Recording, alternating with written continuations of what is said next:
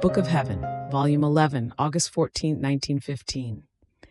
Everything that Jesus did and suffered is act and serves as prop on which souls can lean so as not to fall into sin and be saved. Continuing in my usual state, Jesus came for just a little. He was so tired, exhausted, that he himself called me to kiss his wounds and dry his blood, which was flowing from every part of his most holy humanity.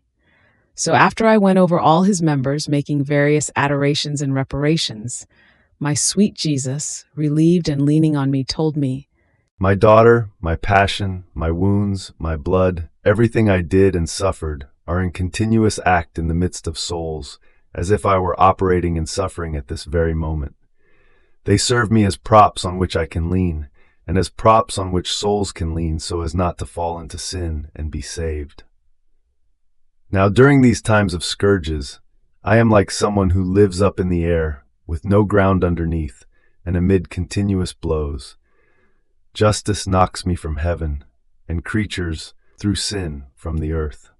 Now the more the soul remains around me, kissing my wounds, repairing me, offering my blood, in a word, redoing herself what I did during the course of my life and passion, the more props she forms so that I can lean on them and not fall, and the larger the circle becomes, in which souls find support so as not to fall into sin and be saved.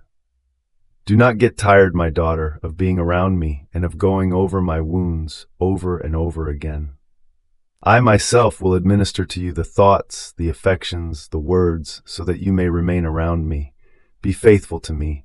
Times are short. Justice wants to unfold its fury, and creatures irritate it. It is necessary that these props multiply more. Therefore, do not fail the work.